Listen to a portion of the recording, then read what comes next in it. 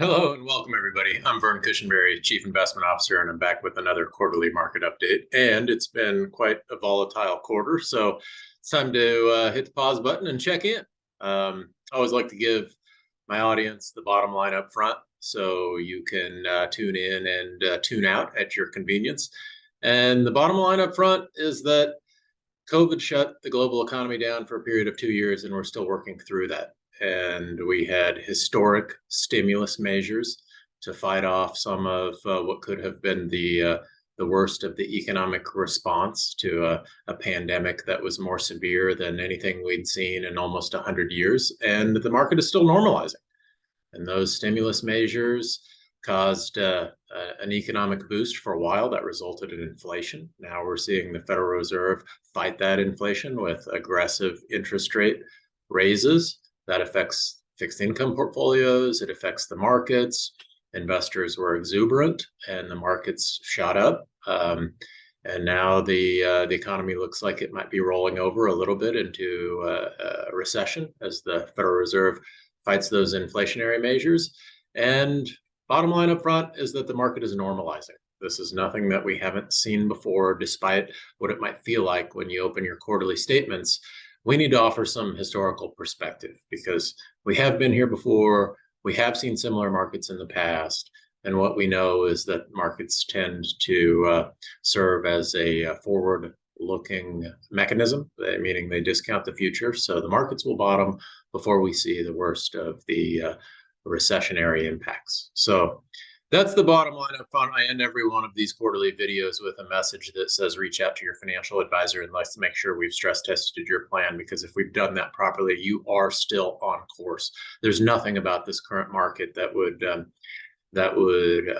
significantly affect a well-designed financial plan. So having said that, let's wonk out a little bit and dive into the numbers. This is what I enjoy as a finance guy, as a chief investment officer. I like to look at the numbers. And in the last quarter, the markets declined a little bit. Year to date, we're down 25%. That's bear market territory. That's what we would expect to see going into a recession. Typical recessionary drawdown is somewhere north of 20%.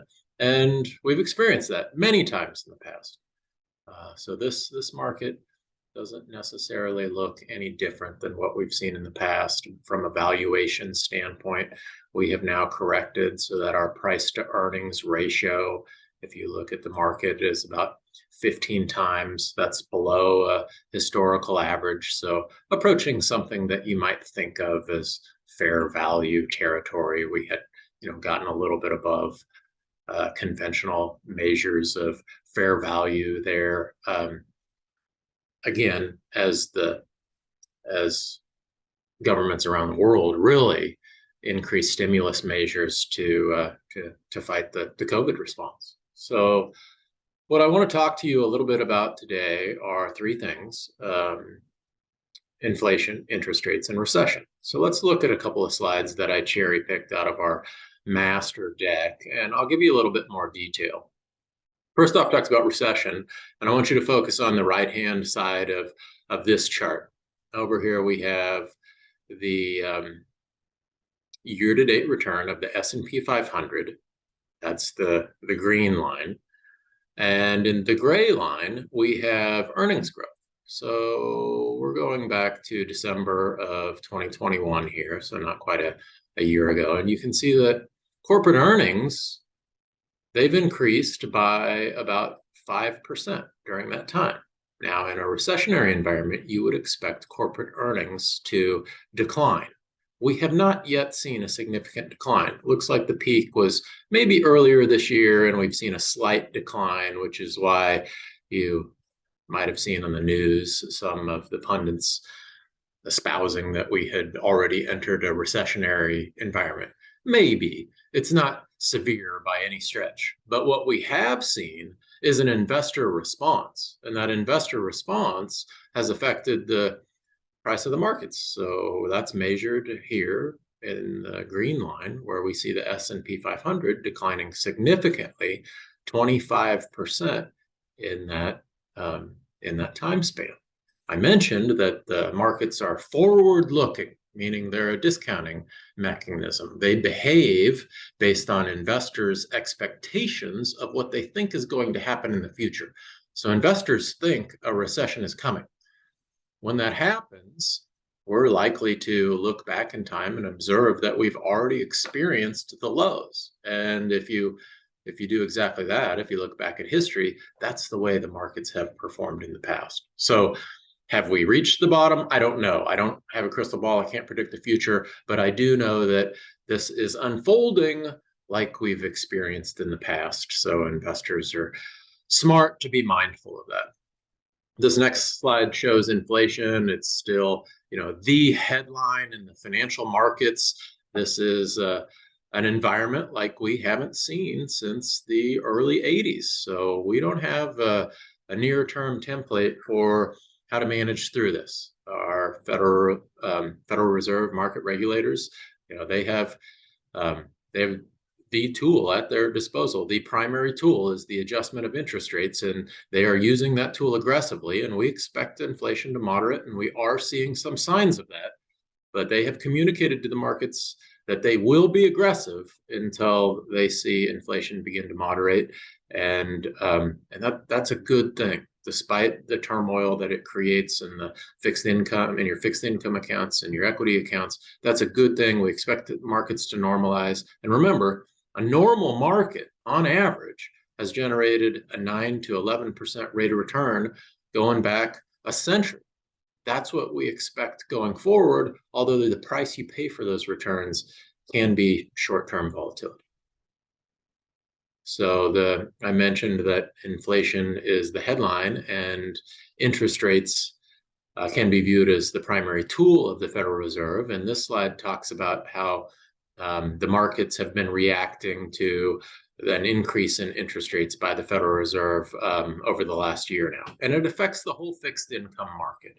One of the key fundamental building blocks in the field of finance is that interest rates move inversely with the price of bonds and other fixed income instruments. I teach finance down at the University of Missouri here in Kansas City, and this is one of the core concepts that I was talking to my class about just this week. And if you're not entrenched in the field of finance, this doesn't necessarily make intuitive sense. So it's important to pause a little bit on the slide, because when you do understand the way the fixed income market works, well, then an increase in interest rates, which causes a corresponding decline in the value of your fixed income securities and the number that you see on the bottom of your monthly statement, you can take that with a grain of salt and maybe breathe a little bit easier and sleep a little bit easier at night. So let's look at what's been going on in the fixed income markets. As the Federal Reserve has raised interest rates this last year, what we've seen is that the price of those securities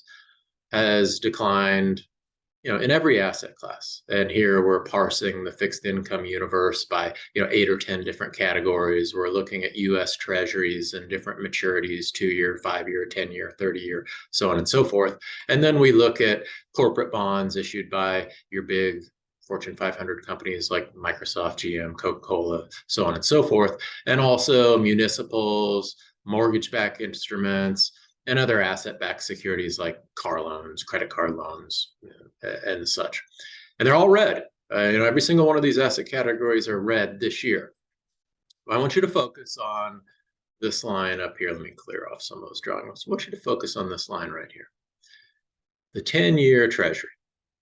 Remember, these securities right here are issued by the United States government, so they don't have any default risk. If the United States government were to default on its debt, I guarantee you have bigger problems than the amount that it looks like you're losing in your investment portfolio. So while a 10-year Treasury is down 16.85% on the year, look what has happened to the yield. The yield has gone from 1.52% to 3.83%. So even though the price of that security has declined by 16.85%, because the yield has more than doubled over the life of that security, investors can expect to recoup their losses and be made whole So from the perspective of your financial plan and the goal that we're ultimately targeting, most of the time that's retirement for the clients that we work with, you are in the same place that you were and just as likely to reach your end goal because there's no default risk there. Now, for some of these other corporates and other securities, there are nuances that come into place. If the recession were to be historically severe, then some of those companies might default. And we saw that in the great financial crisis of 2007, 8, 9, but we haven't seen any hallmarks or indicators that the economy is about to go over that type of cliff. So just know that fixed income prices move inversely with yields. We lose value in fixed income securities when interest rates increase, but we get the benefit of that increased rate over the life of the security, and that should help us all to be mindful of going forward. Lastly, I sat down with my team this quarter. I always sit down with my team and I ask them, what are you hearing from your clients? What are you hearing from investments? What do we need to communicate? And being a good investor is all about revisiting the timeless principles that help us capture those returns over time. And this is what we call the asset allocation quilt. Helps give us an understanding for how major asset classes vary over time. I like to joke that being a portfolio manager is a game of woulda, coulda, shoulda. We're always looking in the rear view mirror, faulting ourselves for where we should have been invested. And if we could see around corners and forecast the market with perfect insights, we would have had all of our money in commodities this year. But we don't have a crystal ball and we can't see into the future. So we take a more measured approach. And rather than investing in commodities and seeing our return fluctuate wildly from first place this year would have been last place for a long stretch of time between 2012 and 2016, we invest in a more diversified portfolio. And that diversified strategy has typically captured those market returns over time. And you can see it's never first and it's never last, fluctuates in the middle, and this is a well-diversified portfolio of stocks and bonds, and we call that our asset allocation portfolio. This year it's down. It's down 19% because both fixed income and equities have declined. The only up markets year to date have been commodities and cash. Everything else is negative. There has really been no place to hide. But like I said at the top of this little video, this is the process of the markets normalizing. We expect to come through this. So I will end this video with the same message I always end this video. Reach out to your financial planner, update that stress test and scenario analysis. I don't expect anything that we're seeing in these markets to have derailed a well-designed financial plan. So thank you for your time. Please give us feedback. I love hearing from our clients. It helps me design these videos and give you information that is useful and keeps us on track. So until next time, I'm Vern Cushenberry, your Chief Investment Officer. Thank you.